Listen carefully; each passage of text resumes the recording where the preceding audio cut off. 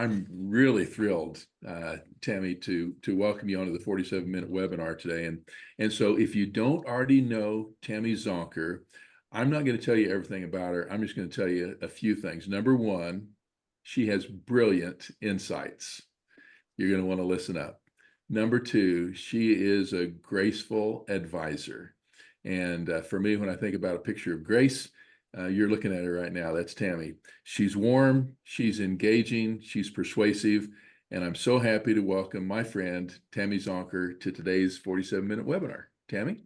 Thank you, Kent and Aaron, and all of you. It is really, truly my pleasure and my honor to be with you today. And we're going to talk about a hot topic, right? I guess so. How to fundraise during a hotly contested presidential election. And really, it's about capturing donor attention before the election, during the election, and importantly, after the election. So I am going to jump right in.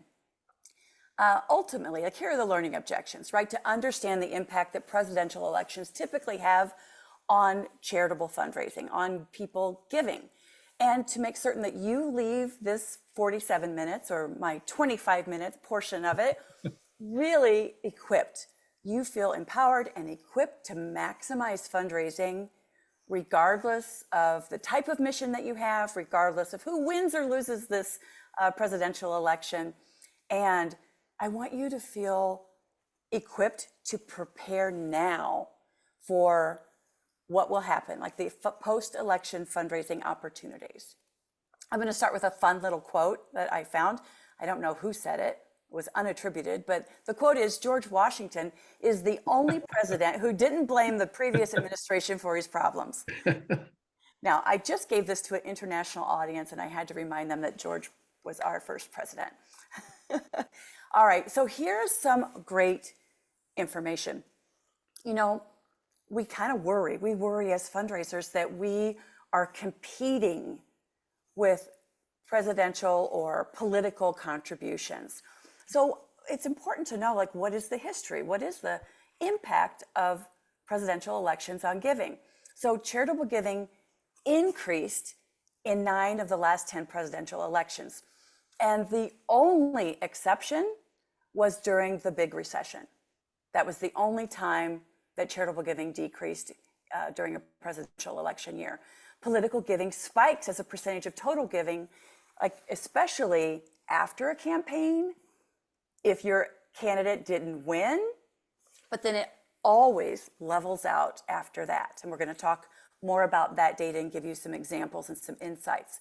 Now, according to the FEC, donors who give to presidential candidates also increase their donations to charitable causes like ours, right? So it doesn't, we aren't competing, but we do have to get on the radar.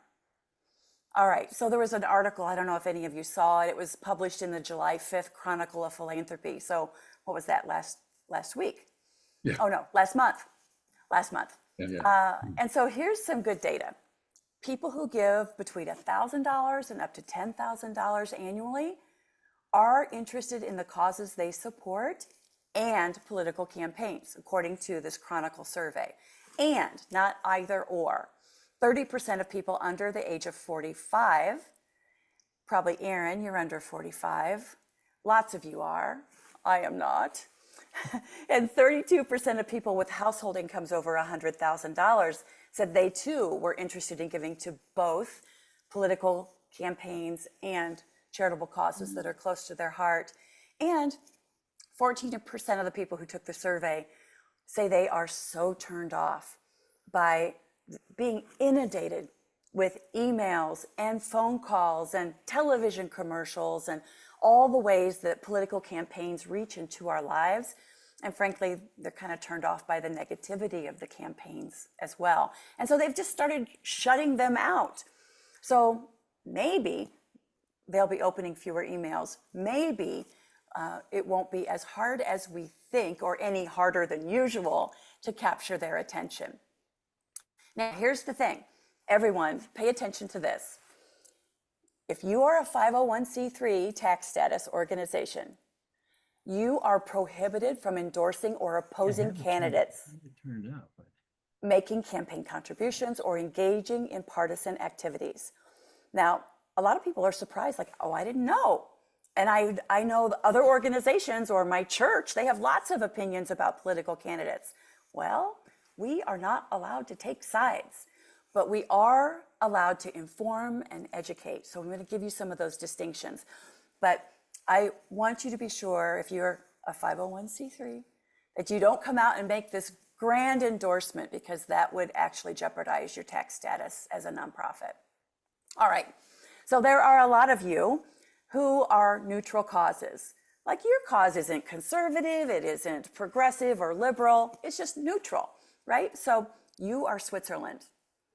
You're making certain that children get the education they deserve. You're making certain that animals aren't abused or neglected or, exploited. You're making certain that people have the food that they need and roofs over their heads. Like, you are Switzerland, and we love that about you. So for you, how to ensure your messaging rises above the noise and remains nonpartisan, the first thing is keep communicating. Don't stop fundraising. Like, so often we kind of start to hide out a little bit. Like, we'll wait till the dust settles and then we'll start fundraising again. We'll see who's standing and then make a plan. No, the truth is, keep fundraising, keep telling your stories, keep talking about the needs in your community and how you are uniquely positioned to fill those needs, to bring humanity, kindness, and comfort and solutions to the problems in your community. Focus on your mission and the community needs. What are the gaps? What isn't being done yet? And what's the cost to our community when those needs aren't met? Educate without advocating, right? You can talk about if a particular candidate or policy comes forth, this could be the impact on the communities that we serve. This could be the impact on our funding models, or being defunded to, 20% of our budget comes from this and it's in the crosshairs. So you can educate without advocating, without picking a side, right? These are just facts, and you're talking about how these facts will impact your community and the work that you do, and how we need you as community members to help us ensure we can continue to provide these amazing services. Use nonpartisan language, right? Don't fall into the habits of those buzzwords or those hotly contested words. Like, I don't know what the words might be, because I'm Switzerland in this, but if it's, I think the word woke sometimes triggers people. So regardless of your political leanings or beliefs, your personal beliefs, don't use language that will trigger other people related to your work at your nonprofit. And just highlight community impact. Talk about the good work that you're doing thanks to community supporters, like the person you are speaking with or writing to or communicating with. Keep talking about the incredible work and how much it's needed and how it's changing lives. Keep telling those stories. These are the best ways that you can capture donors' attention, especially when times are difficult, when people are feeling stressed. Your feel-good stories, your acknowledgement of your supporters and letting them know how they are changing lives and improving your community can be refuge. It can be comfort in a frustrating time. So keep telling those stories. All right, now there are some of you on this call who are absolutely directly related to election issues, right? So let's talk about that. There's a path in the road and you took it. And your organizations, your donors rather, took it too. Like, you have leanings. That's different than endorsements, right? You have agendas that may be more in alignment with a conservative ideology or a more liberal or progressive, whatever language you want to use, ideology. But there's a fork in the road. So maybe it's the NRA. Like you really believe in gun rights, the right to bear arms. Or maybe you believe in gun control. Your organization leans that way, like you're on one side or the other. You're not endorsing candidates, but you have a point of view as an organization. Maybe you're pro-life, or maybe you're pro-reproductive freedom. Okay, so you're on either side of these issues, not personally, although personally, but what I'm talking about is your work, right? Maybe you're Planned Parenthood, or your Susan B. Anthony's, right to reproduct pro-life organization. And I'm going to share some examples of this work and how they've been able to really skyrocket fundraising in the aftermath of presidential election. Because we should all learn from these amazing case studies. Maybe you believe that building a wall on our southern border is the best way to keep our country safe. Or maybe you believe in immigration reform. Maybe that's what your organization is all about, working with migrants or refugees. Like your organization has a point of view. So what do? Well, you do the same things the neutral people do. You keep communicating and you don't stop fundraising. You focus on the community need and you focus on the mission. You educate without advocating. So you talk about how policy influences the work that you do or those that you serve, or you talk about the work that you do and how it's influenced by the Supreme Court or decisions, statewide decisions. You can educate without saying, I'm pro this candidate or I'm pro that candidate. That keeps you in that safe place where you're not in violation of your 501c3 regulations. You too should avoid that triggering language, right? Use nonpartisan language. Just talk about the facts, talk about the issues, talk about the needs in your community, and highlight the impact that you're having in the community with the work that you do, how your mission is changing lives and changing communities, again, thanks to generous supporters and thanks to partners and allies.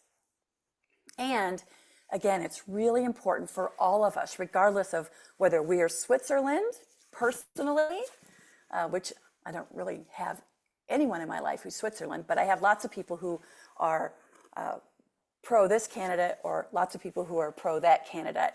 And as we represent our organizations, it's really important that we have a distinction and a clear separation between our personal beliefs and our organizational roles, right?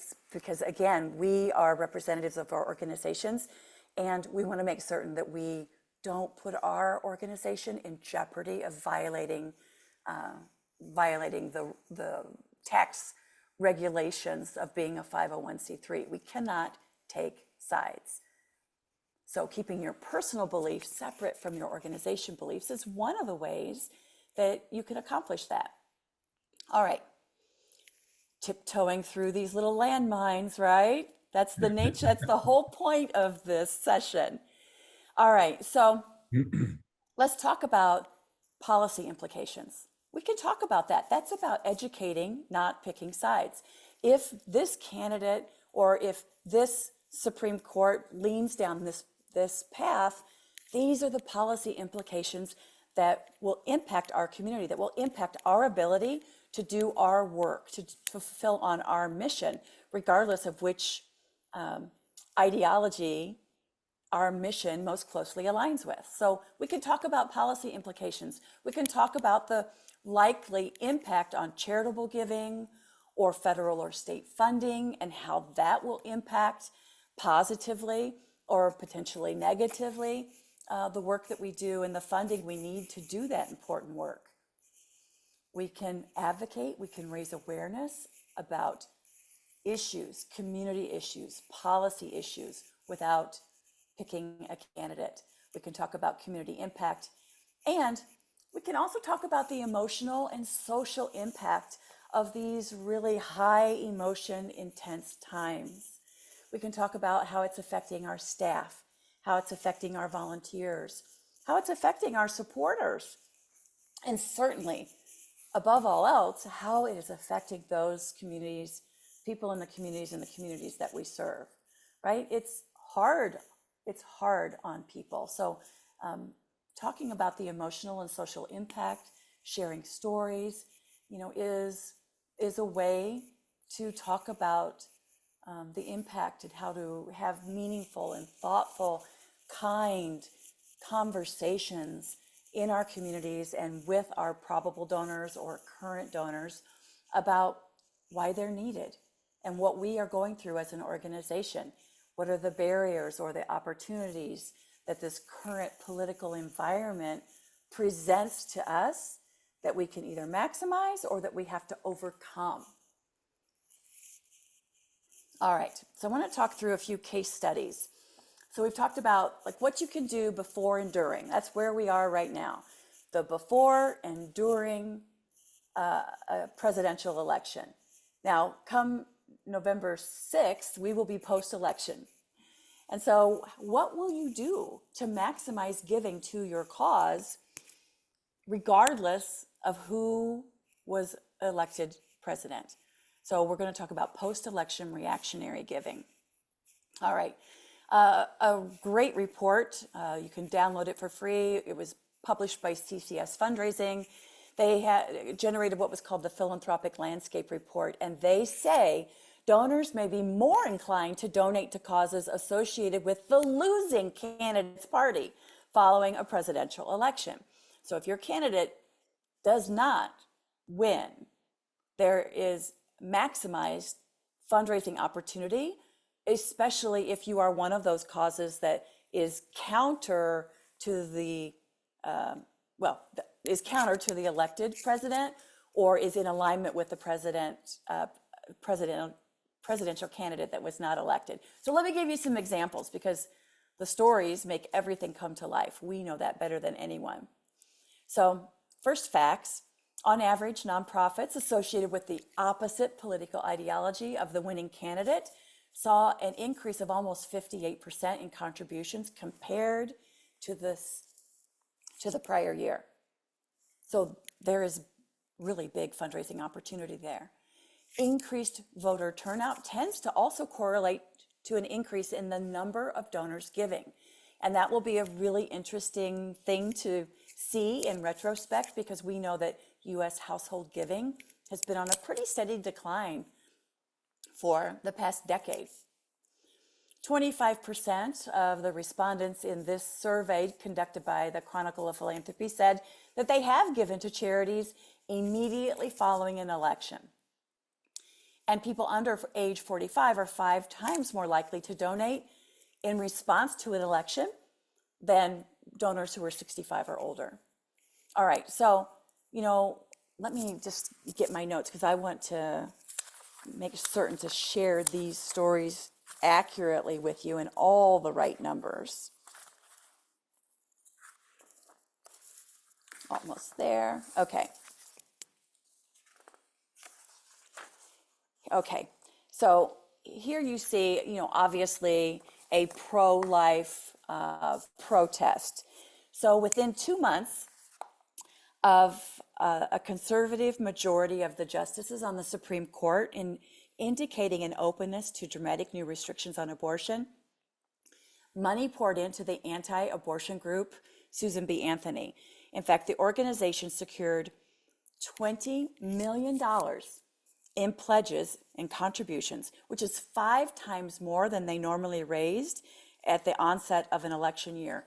The largest amount raised in an onset of an election year in the past 30 years. So they definitely maximized that opportunity to talk about how that policy impact could impact their work in a good way for the positive. Now, the other side, the counter side, following the leak of the Supreme Court's decision in May of 2022, Planned Parenthood experienced a dramatic increase in support. In fact, they saw a 20-fold increase in new supporters and more than 110% increase in contributions.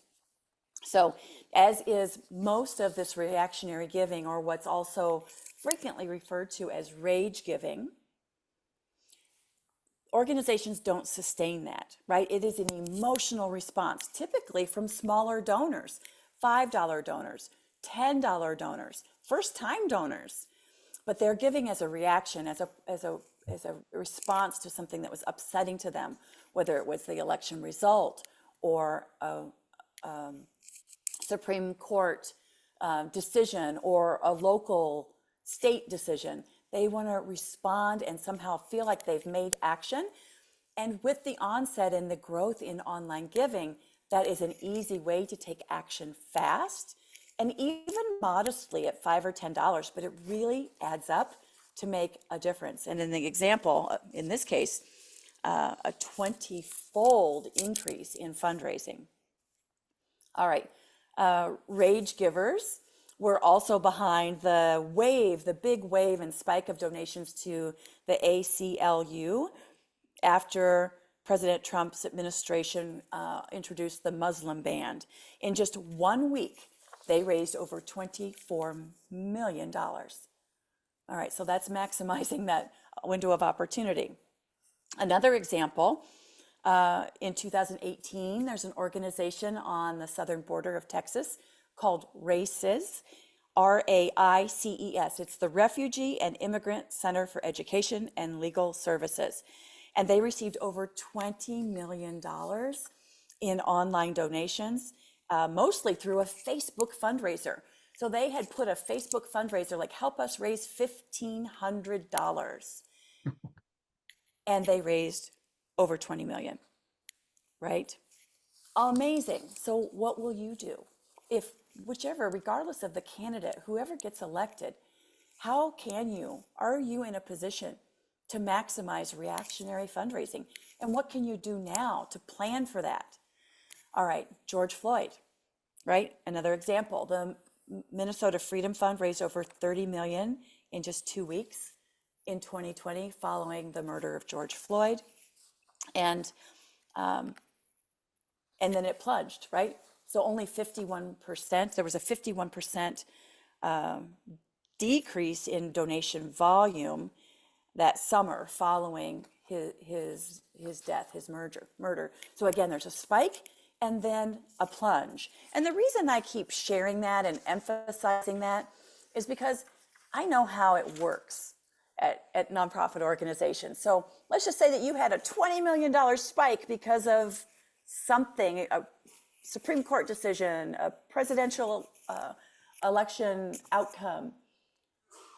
And then your board said, great. I mean, we're a year later, we're getting ready to budget for this next coming year. So you raised, let's say your normal budget was 5 million, you raised 25 million. Great, let's just mark it up by 5%, 10%. Well, no, that was an anomaly. And I want you, as you talk to your leadership, your board about developing a post-election plan, to be sort of normalized that this will be an anomaly. This will be a spike and a plunge. And so expect that. That is what history tells us. It's human nature. And don't think that's where they're going to be the basement from here forward. All right. Another example, in the wake of the Parkland school shooting, the March for Our Lives protest, which is an NRA fundraising campaign, they broke a 15-year fundraising record, raising 2.4 million in just 1 month through their community fundraising efforts. So again, it can be rage. I'm so upset about the outcome of this incident, this campaign, this legislation, this Supreme Court decision, or it could be, I'm so elated, I'm so excited. Let's use that as a platform. Now, I will say that mostly it's I'm frustrated, I'm angry, I feel rage. But again, you should prepare a plan either way so that you know what to do. I mean, imagine you start this planning process on November 6th, right? That will not serve you. Have a plan now, what you will do, how you will maximize fundraising, regardless, which whomever is elected president. And maybe you won't use all of it. Maybe you'll use some of it. But you will, if you have a plan and you execute the plan, you will inevitably, predictably raise more than if you didn't have a plan. All right, here are just some important dates. Oh, here we go. I just said this. So here you have it in writing. Prepare now. Have a omni-channel approach, right? So direct mail, email, social media, individual donor visits. Create a menu of giving packages for major donors and prospective donors. Plan to scale your affinity groups. This might be a great time to put some messaging around your monthly giving program or your Women of Philanthropy program or your Young Professionals Giving Club. And communicate. Don't hide out. Communicate, communicate, communicate. Be in communication. Be a leader. Like, what's next for us? This is what happened. Here's how we're moving forward. Because the needs in our community, the need for our work is too great to not keep moving. And just, again, normalize that spike and then the decline in giving. All right, here are some important dates as you plan what you'll do and when you'll do it. The Republican National Convention is coming up July 15th through the 18th. That's next week. The Democratic Convention is August 19th and 20th. Now, between October 28th and November 1st, there will be a Meta blackout.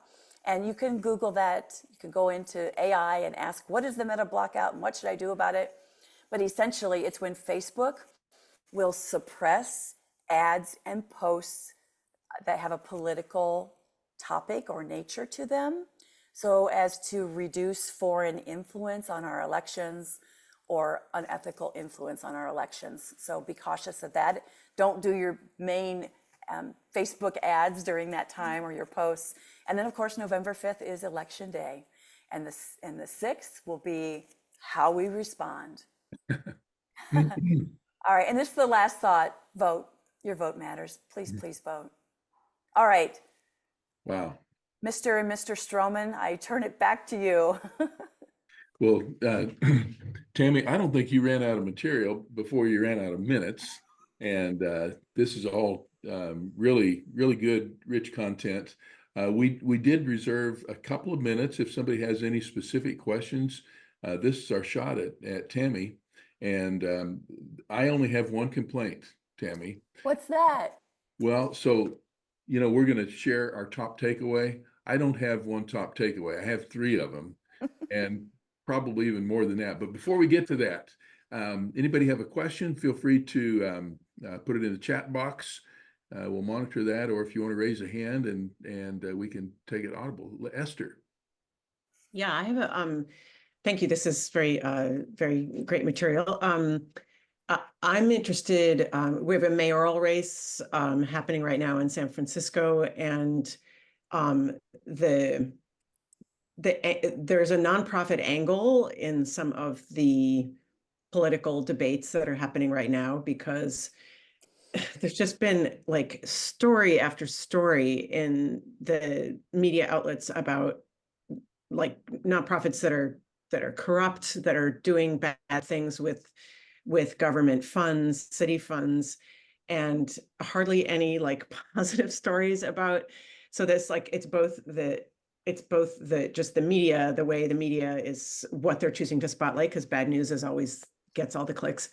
Yeah. But also the mayoral candidates in their debates are talking about like how they would like whip the nonprofit kind of world into shape and kind of crack down, so I'm just wondering if there's a way to address or not address that in our communications too.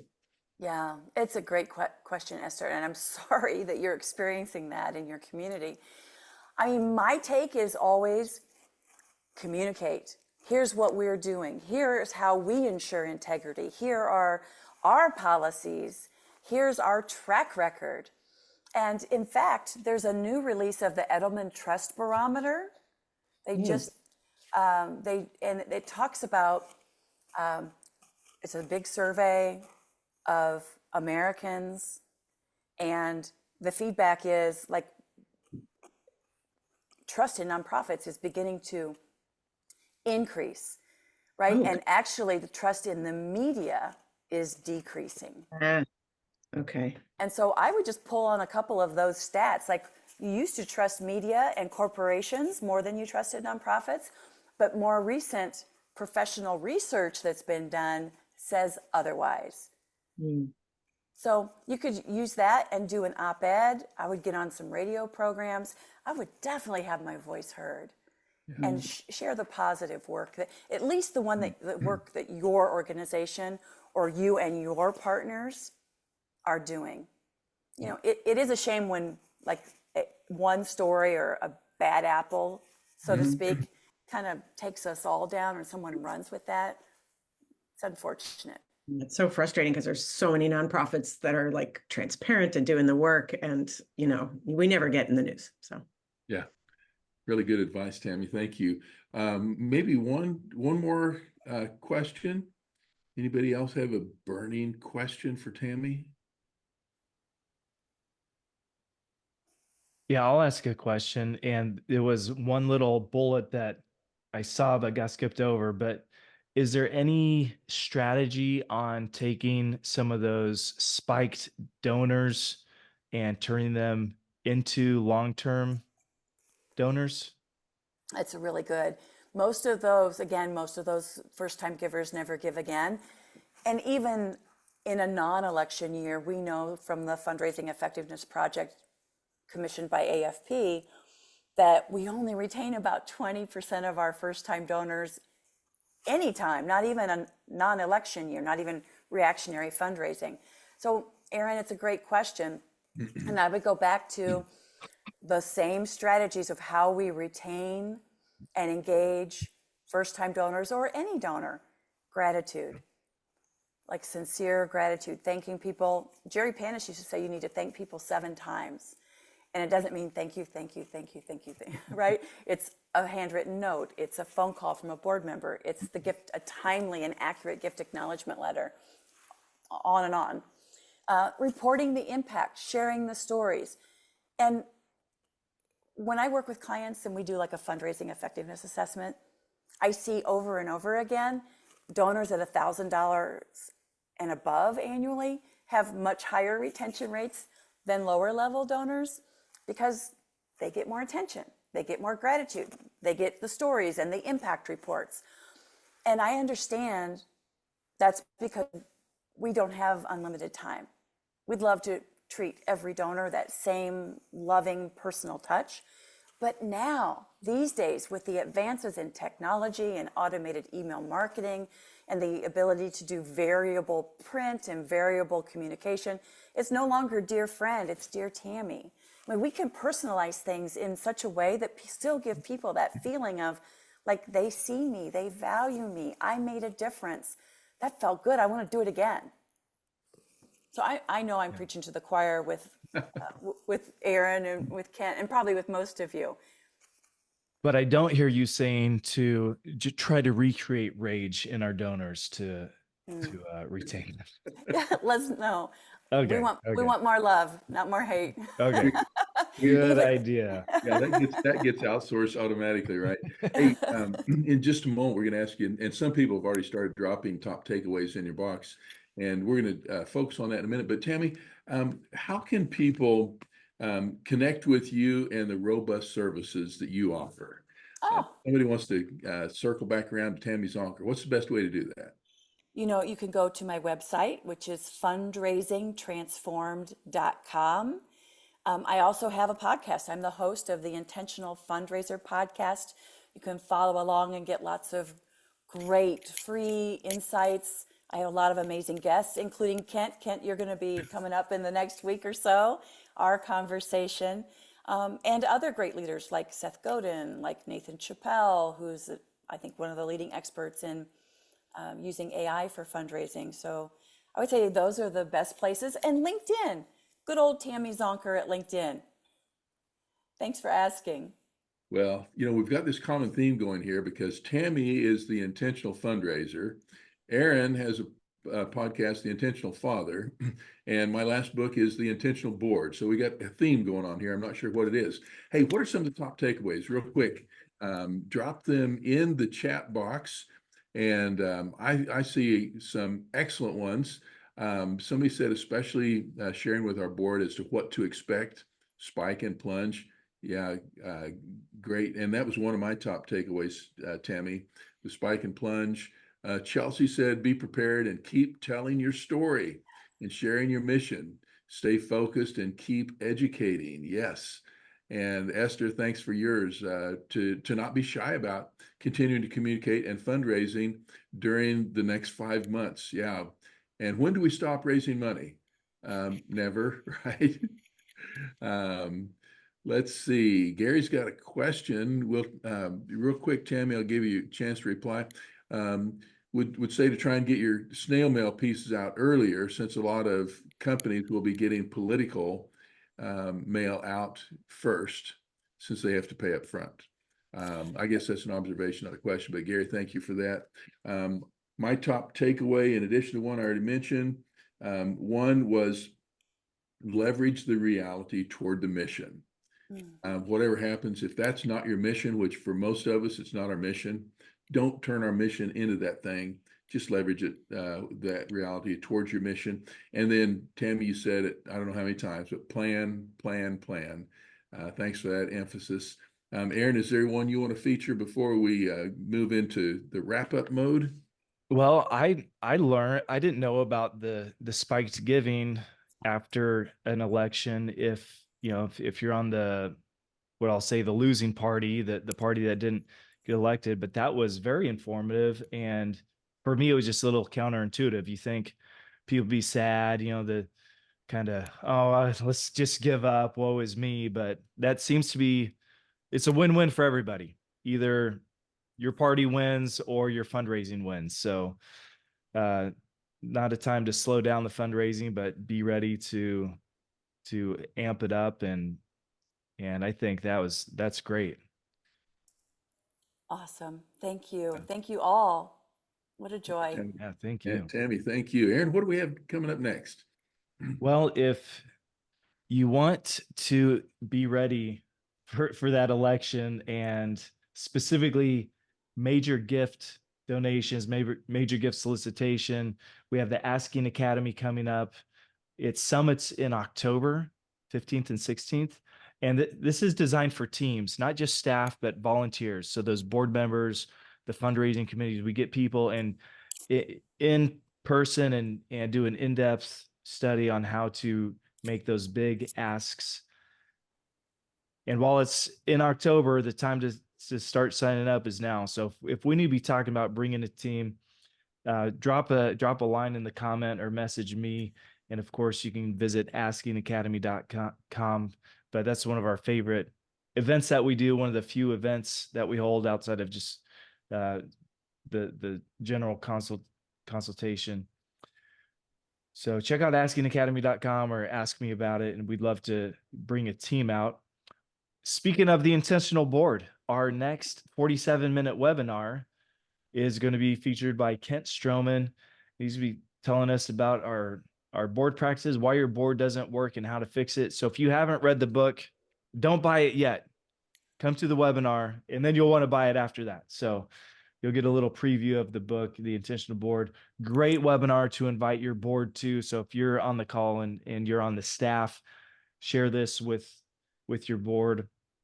That's going to be our August webinar. And then the September webinar is leading the development office. This is going to be great for our C-suite or executives. If you lead the development office or fundraisers on staff, we're going to be talking about some of the best practices there. Kent Stroman is going to be a part of this too. It's not just going to be me, but I'm the one who got the picture on it. And so that's just a little bit of what's coming up.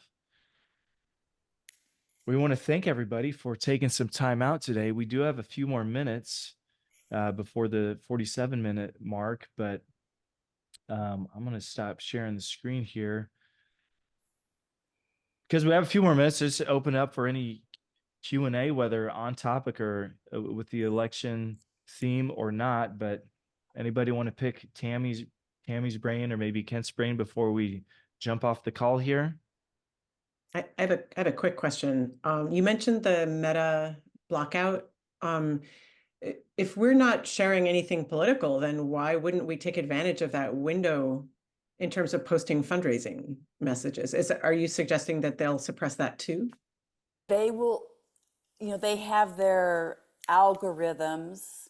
So the intention is to suppress political messaging, but oftentimes that stream catches other things. Okay, So you just want to be aware of it. If you're making an investment in advertising, you want to maximize the exposure of it. got it. So Got it. Smart. beware. It's funny that they think just a few days of suppression will help, but whatever. Exactly. So, so Tammy, as we wrap up, what would you say is one or two of your top tips, whether it's on this topic or otherwise, that you'd like to leave the room with today?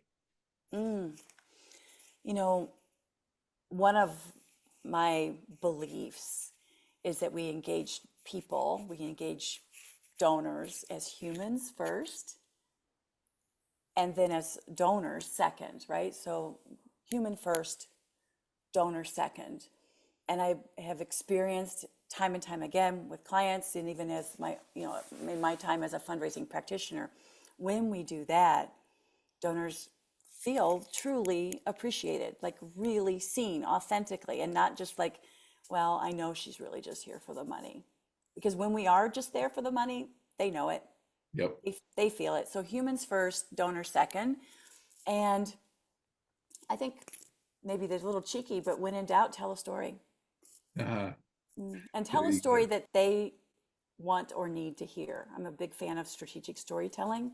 So in other words, understanding, what do I want this person to know, feel, or do as a result of me telling them this story?